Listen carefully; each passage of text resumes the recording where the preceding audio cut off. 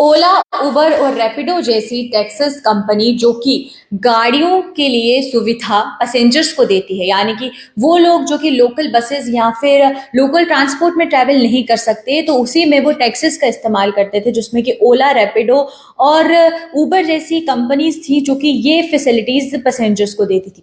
लेकिन वहीं पर इसके हवाले से एक खबर सामने आ रही है, जहां पर ये बताया जा रहा है कि ओला, उबर और रैपिडो को बैन कर दिया गया है। यानी कि मेट्रोपॉलिटन सिटीज जहां पर ये टैक्सीज की सर्विसेज पैसेंजर्स को मिलती थी और जिन लोगों को कहीं पर भी ट्रैवल करना होता था इजीली, वो इन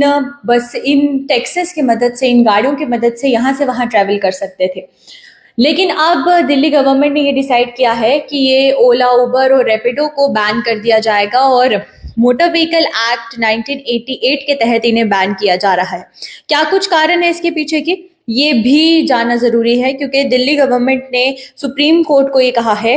कि अब रैपिडो जहां पर महाराष्ट्र में बैन हुआ है, वहीं पर दूसरी तरफ ओला, उबर को भी अब दिल्ली में बैन करना जरूरी है। तो इसी के साथ ओला, उबर और रैपिडो तीनों दिल्ली में बैन हो गए हैं, क्योंकि ये जो गाड़ियां चलाई जा रही थी इन एप्स द्वारा, ये नॉन ट्रांसपोर्ट रजिस्ट्रेशन नंबर्स पर चलाई जा रही थी, यानी कि जो प्राइवेट रजिस्ट्रेशन नंबर्स हैं उन पर ये गाड़ियां चलाई जा रही थी। और इसको लेकर कोई पर्टिकुलरली पैसेंजर्स के लिए जो रजिस्ट्रेशन नंबर होता है, यानी कि जो टैक्सीज का रजिस्ट्रेशन नंबर होता है, वो नहीं यूज किया जाता था, जिस बीच से ये पैसेंजर्स गाड़ियां होती थी, लेकिन जो इन्हें चलाया जाता था ये प्राइवेट नंबर्स पर चलाया जाता था, जो कि सामने सामने एक वॉयलेशन है।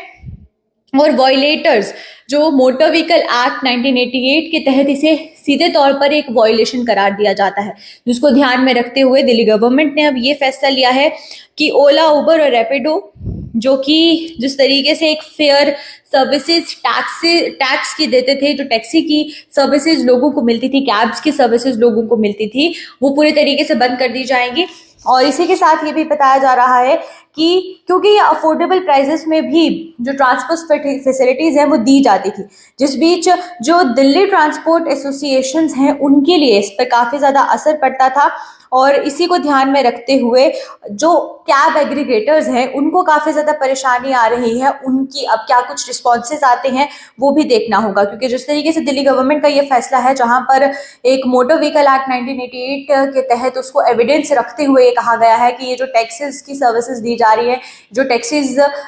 होती है उबर, ओला और रैपिडो की, ये एकदम गलत है और इसकी वजह से काफी ज्यादा वॉयलेशंस होती हैं और वॉयलेटर्स होने की वजह से इनको पूरे तरीके से दिल्ली गवर्नमेंट बैन कर रही है दिल्ली में। यानी कि अब दिल्ली में आपको टैक्सी की जो सुविधा या कैब्स की जो सुविधा मात्र एक ऐप से मिलती थी, एक ऐप की मदद से दी जाती थी, वो बंद हो जाएगी। जहां पर आप कोशिश करते थे कि एक ऐप से क्लिक करते थे कैब्स को लेकर, अब वो सब चीजें बैन हो जाएंगी। तो चलिए अभी के लिए फिलहाल आप मुझे इजाजत दीजिए, इसी तरीके से और भी खबरें लेकर हाजिर होते रहेंगे। नमस्कार।